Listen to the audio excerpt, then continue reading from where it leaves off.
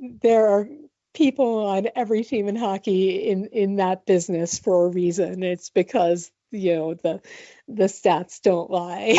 And Right. if you have a really long history from a certain player saying that they, sort of consistently play a certain way, probably the pattern is probably there for a reason. So I think of these poor guys who are on the stats team for the Penguins hearing that and just think their heads probably explode when Right. they hear Jim Rutherford make a comment like, well, we don't care about that when we look at this guy. But and then he talks about heart and grit and character, and you just hear all these words and say, oh no, what's he doing? So, Yeah, if I'm running the analytics for the Penguins, I'm like, so should I just take the week off? Do you even care what I think? Or it should I just should I just resign because yeah. does it even matter? Like, what am I doing here?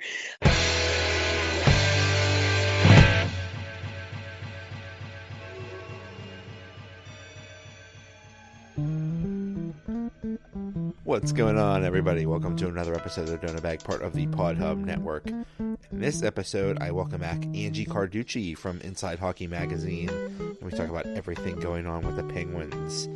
They have a nice little point streak going on, but they're still fighting for their playoff lives. The Donut Bag starts right now. Now it's time to talk Penguins. My next guest is a favorite on this podcast and a favorite on Josh Taylor's show on 93.7 The Fan from InsideHockey.com, Angie Carducci. Welcome back. Hey, thanks for having me. I got to ask, are you a fan of the superhero movies, the Iron Man and all that gobbledygook?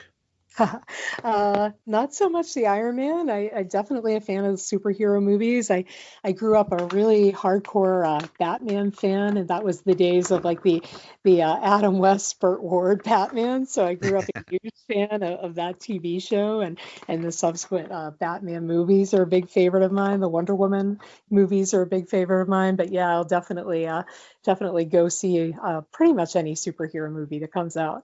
Okay, so in the Marvel movies, the big bad guy is Thanos, and like a lot of those movies, he'll send somebody to do his whatever he wants, and they won't get it done at the end. The hero wins in the end, and at the end of one of the movies, he says, after his flunky fails, he says, "Fine, I'll do it myself."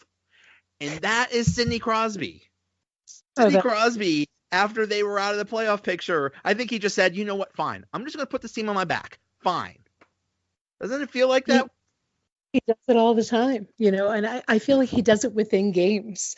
I feel within single games, Sidney Crosby has these moments of, okay, fine, this team is just kind of slogging along and maybe not expending the effort that he pretty much seems to expend just about every game. I mean, think of the last time that you looked at the Penguins and thought, wow, Sidney Crosby is really not putting forth the effort tonight. Like he's just, where's Sid? He just doesn't. And he just seems to have this, this tireless work ethic. And he is a guy who is fully capable of taking that team on his back and just willing them to win. And it really feels like he's done that for, within individual games during this period, but really just coming down to this playoff push, watching the level to which he's elevated his game. I think Sidney Crosby really has realized that it's getting to the point, the Penguins being on the outside of a playoff spot looking in at the late point in the season they were just a few games ago. That's pretty scary stuff when you're Sidney Crosby and stuff that you're not used to. They haven't missed the playoffs since the guy was like 18 years old, and I don't think he wants to start now.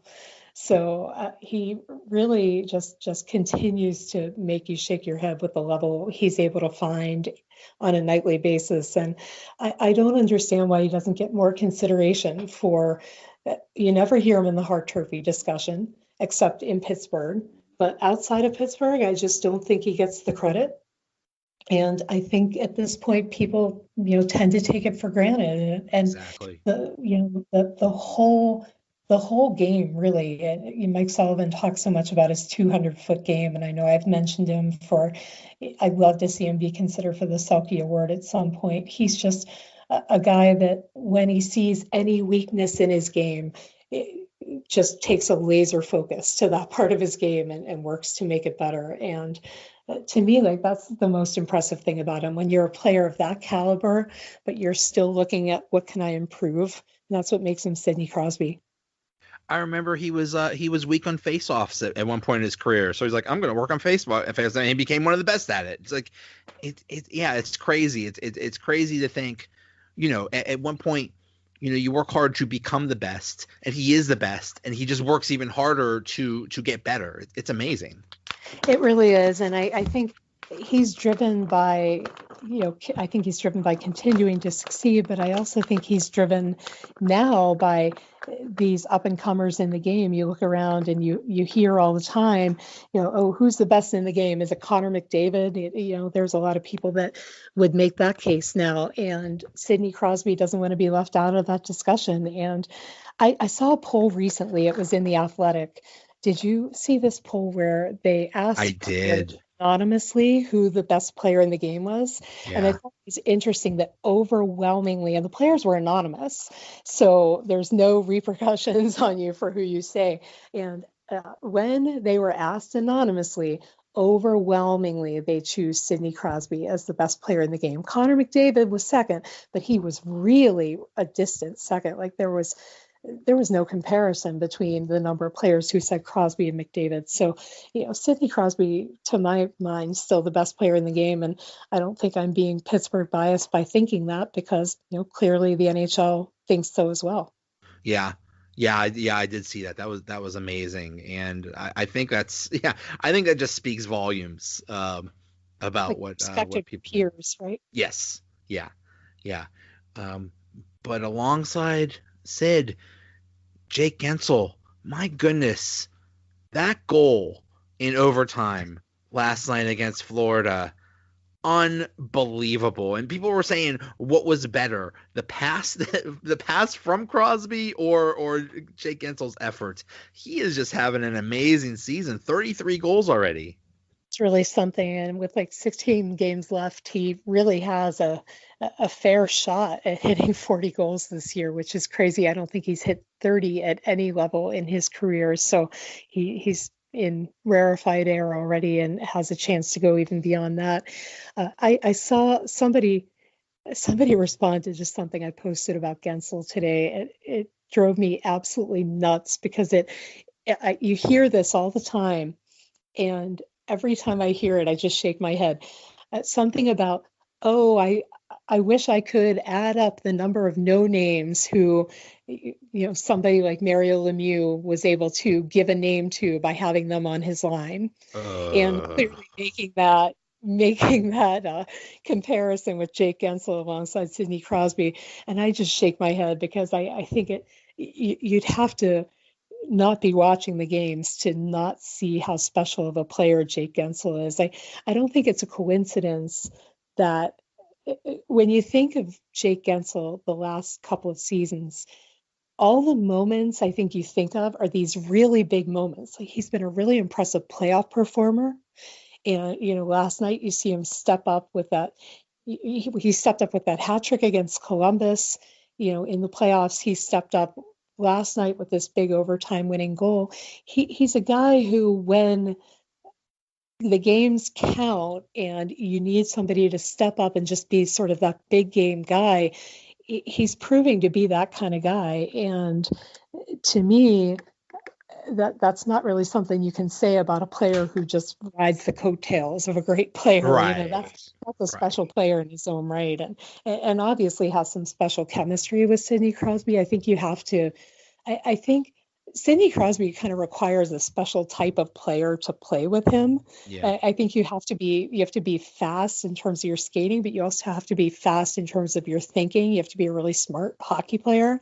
And Jake Guentzel just seems to check all those boxes for knowing where Sid's going to expect him to be. And there you go with the pass. Crosby puts that pass out there, and I don't know how many players would be right there to sort of slow the game down like that and accept the pass and get off that shot. So I just think the chemistry is really unique, and it probably the best line mate Crosby's had, and he's had line mates like Marian Hossa, so that's pretty high praise. But just in terms of fit, I think that was that was actually the debate I saw. I was like, who is Crosby's best ever line mate? And yeah, if I mean, he only was with Hossa for like half a season or something like that. So yeah, this is it's amazing. And you know, another thing people are saying today is that contract extension they gave to Jake looks like a bargain already. Yeah, it's looking pretty smart, right? You wouldn't want to take the chance of that guy getting to the point where he could start barking out higher demands, because he and I thought that when they gave the contract, you know, you could certainly wait, but why? Because I see that kid going down in terms of value, and just a great idea to lock him up and make sure you have a player like that in the fold. And coupled with the unique chemistry with Crosby, because they've tried a number of really great players alongside Sidney Crosby, and the chemistry just hasn't worked. So if you're going to have Sidney Crosby here for the next few years, I think when you have a guy with that kind of special chemistry, lock him up and make sure that he is going to be available to be Sidney Crosby's line mate. That's kind of a no-brainer. I'll bet they brought in Phil Kessel to be Crosby's guy, and that did not work. No doubt. It's all, though that was a period of time. It was all the constant, okay, got to find a winger for Crosby, and they just kind of kept trying that revolving door, and then he ends up working a lot better with Evgeny Malkin. So that. Thankfully, I feel like Malkin so often gets slighted in that search. They're constantly looking for who's going to mesh with Crosby, and Malkin just it's kind of like an afterthought. Oh, he gets whoever doesn't mesh with Crosby, but Kessel has Kessel's another issue entirely right now as far as not really being able to find the net, but during his time in Pittsburgh has really meshed pretty well with Evgeny Malkin. So. At least that's been a fit.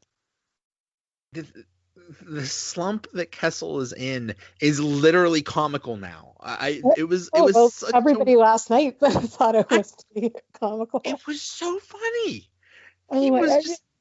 I love that moment though. You were at the game. You saw that moment. Like Phil Kessel sees that he's on the jumbotron after yet another great opportunity that doesn't go, because none of them go at this point. They're all great opportunities, and you're just left shaking your head. And I thought it was so funny that Phil Kessel is also left shaking his head, like, when is it going to break for me?